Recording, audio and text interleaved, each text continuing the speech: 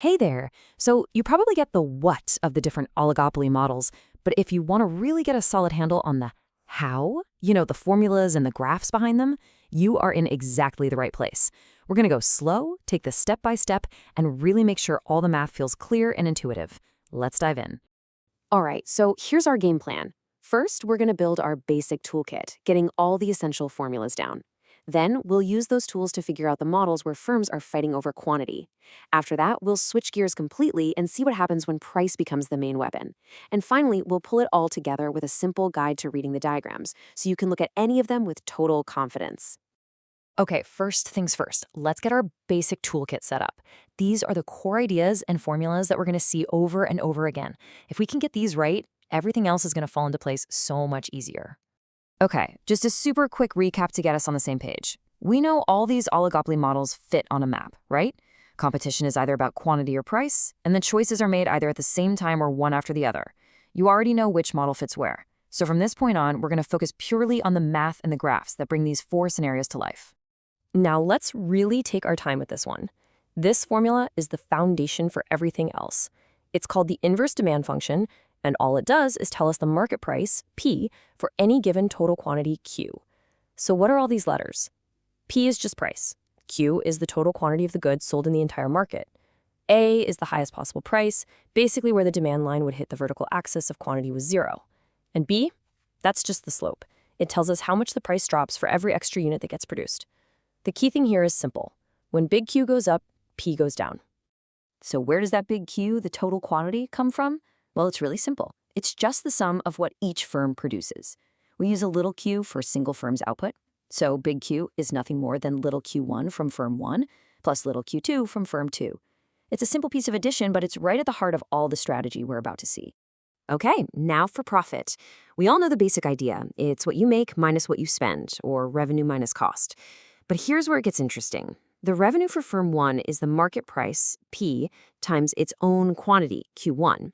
But, and this is the part you really have to lock in, that price, P, is determined by the total market quantity, big Q. Let's really hammer this point home. Okay, let's just pause here because this is the crucial idea.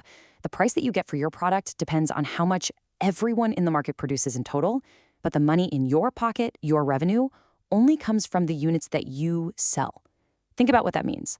If your rival suddenly doubles their production, they don't share their new revenue with you, but their action absolutely tanks the price you can get for your goods.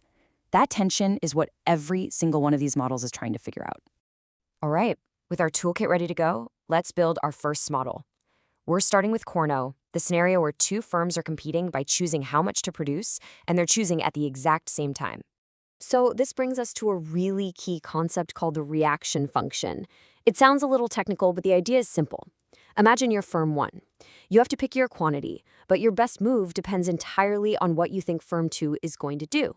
This formula is basically your cheat sheet. It tells you the absolute best profit-maximizing quantity, Q1, for any possible quantity Q2 that your rival might choose. Think of it as your best response calculator. Now, when you plot that reaction function on a graph, it creates a downward sloping line. So, what does that actually tell us?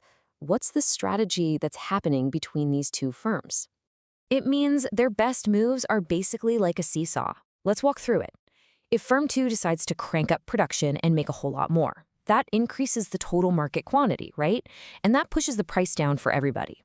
So if you're firm 1 and you know the price is about to drop, your best strategic response is to pull back and produce less. But on the flip side, if firm 2 produces less, the market price stays high, which means your best response is to jump in and produce more to cash in. More from them means less from you. So how do we find the answer to this puzzle? Well, we just put both firms' reaction curves on the same graph. One line shows all of firm 1's best possible moves, and the other line shows all of firm 2's best moves. And that one spot right where they intersect, that's our Carnot equilibrium. Why? Because at that specific point, firm 1 is making its best possible choice, given what firm 2 is doing, and firm 2 is making its best possible choice, given what firm 1 is doing. Neither one has any reason to change their mind. It's a stable outcome. Okay, let's move on to our next model. In Stackelberg, we're still competing on quantity, but we're going to change just one simple rule. One firm, we'll call it the leader, gets to pick its quantity first. And this one simple rule change makes a world of difference. In Kernote, it's a simultaneous game. Both firms are basically guessing what the other will do. But in Stackelberg, the leader has a massive advantage. It knows exactly how the follower is going to react to its choice because it knows the follower's reaction function. So the leader doesn't have to guess. It can actually use the follower's predictable reaction as a tool to get what it wants. And what happens when you have that kind of advantage? Well, the results look totally different. The leader knows that if it produces a huge amount, the follower will be forced to scale back. So the leader's best strategy is to commit to a large quantity. And you can see it right in the results. The leader ends up producing twice as much as the follower. All that output floods the market and pushes the price down, but the leader's high sales volume more than makes up for it. Let's make this real with some easy numbers. Let's say A is 12 and B is 1. Look at the difference. In the Corno game, where they move at the same time, it's perfectly symmetrical. They both produce 4 units for a total of 8, and the price is 4. But in the Stackelberg game, the leader produces 6, which forces the follower to react by producing only 3. The total quantity is higher, and the price is lower. This is that first mover advantage in action. It's the perfect example of our theme. Same market, same firms, just a different timing rule, and a completely different outcome. Okay, so everything up to now has been about quantity. Now we're going to flip the script and see what happens when the weapon of choice isn't how much you make, but what price you set. Now we're in the world of price wars. And really, the entire logic of the Bertrand model, where firms choose their price simultaneously, comes down to this one simple idea. If you and your competitor sell the exact same thing, why would a customer ever buy from you if your price is even 1 cent higher? This creates a powerful, almost unstoppable temptation to undercut your rival's price, because if you do, you can capture the entire market. So you have to ask, where does this race to the bottom actually end? Well, it stops when the price drops all the way to the marginal cost, the cost of producing just one more item. Think about it. Once your price equals your cost, you can't go any lower without losing money on every single sale, so the undercutting stops. And this is a really shocking result. With only 2 firms, this brutal price war leads to the exact same outcome as a perfectly competitive market, where all the profits are competed away to zero.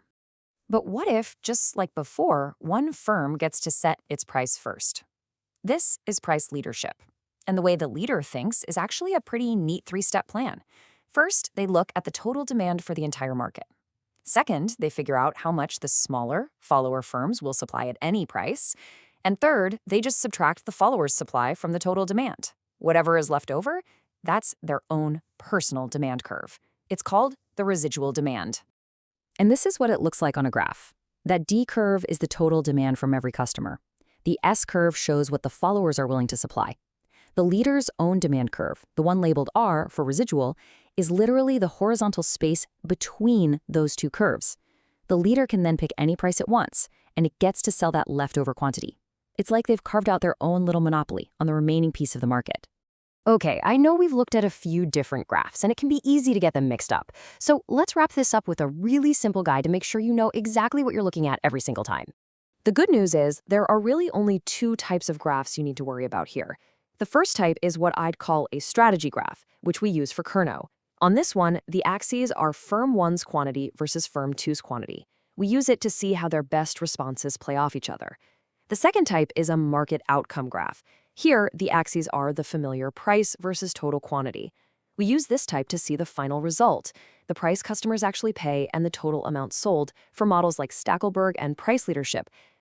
So when you boil it all down, after all the math and the graphs, what's the one big takeaway?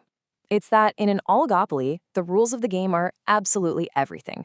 Just changing one small thing, like whether you move at the same time or one after the other, completely changes the final outcome. Which leaves us with a final thought. What other, maybe less obvious rules of the game, things like brand loyalty or advertising or how different the products are, could have just as big of an impact on the prices and quantities we see in the real world?